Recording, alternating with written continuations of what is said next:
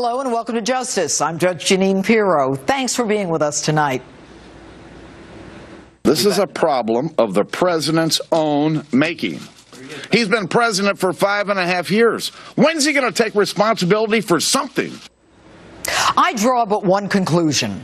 Barack Obama is intentionally using the immigration crisis as an excuse to change the demographics and ultimately the electorate of this nation. The latest, a Trojan horse, adding to a long line of scandals, screw-ups, shocking stupidity, or maybe shocking shrewdness. Yes, a Trojan horse, using children to advance his political party, his agenda, and his legacy. As coyotes, human smugglers hired to bring children into the United States, deliver them by the thousands with the help of Mexico, a public health danger, a law enforcement nightmare, and yet another tax burden is created courtesy of Barack Obama. Now you say, come on, these are babies. This is a humanitarian crisis. And I say, we all love babies, but most of the babies coming here are between the ages of 14 and 17. And 3/4 of those 14 to 17-year-olds are males. So much for that image of Border Patrol spending all their time changing diapers. And I've got more bad news for you. Gang signs located at the holding facilities enticed those male teens to join MS-13, one of the most violent gangs in the world. And it's no surprise, 3 weeks ago, I told you what was happening. It is the Obama administration knowingly creating a public health time bomb by sending tens of thousands of illegal immigrant children across the country with potentially dangerous infectious diseases. And now reports confirm scabies, a flesh-eating mite, tuberculosis, chickenpox, lice, foot and mouth disease, strep throat, as well as sexually transmitted diseases. And here's the good news. You ready? Our most transparent administration is shipping these kids into your state and your town with no notice under the cover of darkness, hoping you won't notice, as happened in Murrieta, California. This is how it works. Each child is given a form, one easily duplicated, by the way. And according to Border Patrol, they board buses and planes, the same commercial ones that you use for your travel, courtesy of, yes, your checkbook. Now, once dropped off with virtually no supervision, they walk off. Border Patrol agents and healthcare workers report there is no testing for vaccinations or tuberculosis and say they've been threatened with arrest if they discuss the contagious diseases. They can't even take their phones into these centers for fear that they might take a picture. So why are these kids even coming here? The president says this influx is a result of the desperation and the violence that exists in Central American countries. But do we even know if these kids are from Central America? When in 2012, the United Nations reported individuals from terror-prone Somalia were traveling to Central America to illegally enter the United States. So far this year, almost 60,000 kids have entered illegally. No country in the world would allow its border to be infiltrated by people without identification who haven't even been screened. And what is the president doing to stop this, you ask? Nothing. And who is facilitating the flow of this more than 1,700-mile trek? None other than our good neighbor, Mexico. Now, you may recall then-President Felipe Calderón lecturing Congress a few years back, telling us, "My government does not favor the breaking of the rules. I fully respect the right of any country to enact and enforce its own laws."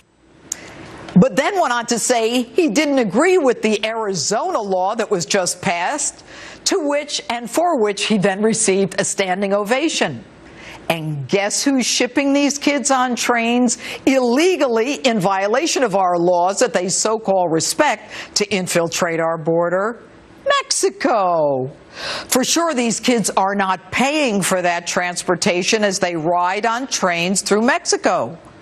So who gives Mexico the right to ship them to us? Why aren't they keeping them or housing them? Why aren't they sending them back? And by the way, you go into Mexico illegally and see how fast your butt lands in jail. Now, our president told us that our borders were secure as he ridiculed those who said that it wasn't. You know, they said we needed to triple the Border Patrol. Or now they're going to say we need to quadruple the Border Patrol. Or they'll want a higher fence.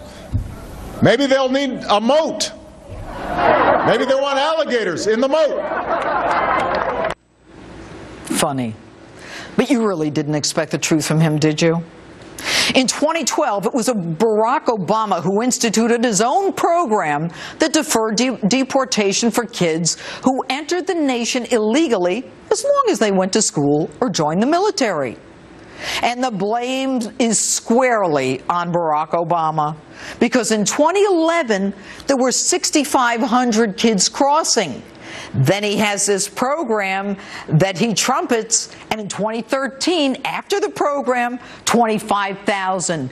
This year, the projection, 90,000. And next year, the projection, 145,000. That's almost 250,000 kids in 2 years, equal to the population of Orlando, Florida. And strap in, folks. Multiply that by 6 or 8, because now their parents can come with them. After all, these families deserve to be whole. Why? Any American parent who hands his kid off to a coyote, that human trafficker, to be taken 1,700 miles would be thrown in jail in this country for child abuse. And don't be fooled by this administration saying they're going to send them back.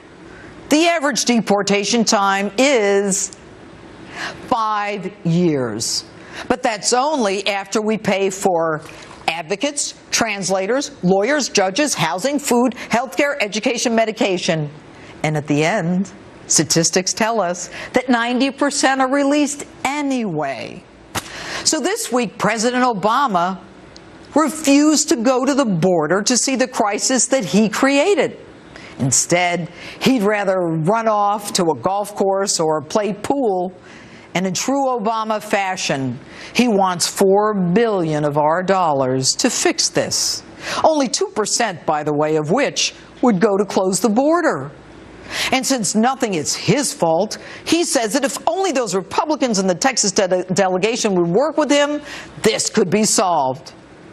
With all due respect, Mr. President, you created this mess. Now you fix it. You invited them in. Now you solve it. Take that pen and that phone of yours and make it right.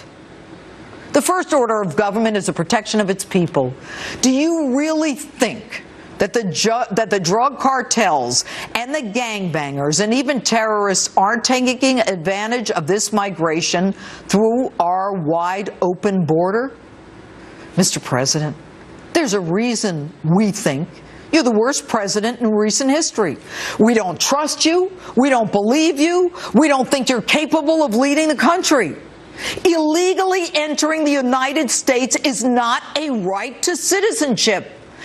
And don't tell us we're heartless, because we believe in the rule of law, which is the foundation upon which our country was founded. Now, how many American children won't be able to go to school because these kids, many with communicable diseases, are in our classrooms? The American people want answers from you, Mr. President. How do you know who's from Central America and who isn't? What measures are you taking to identify diseases? How many of these teens have criminal records? Are you screening them for gang tattoos and gang affiliations? What measures are you taking to make sure that these kids are not sexually assaulted? And why are you not deploying the National Guard to the Texas-Mexico border to stop what you know is coming? Why is our Border Patrol 45 miles from the border? Once they enter the country, they're accorded constitutional rights. Why aren't you kicking them back to Mexico at the border? And why aren't you closing the border? Why? Because you have no regard for the law. You have no regard for the American people.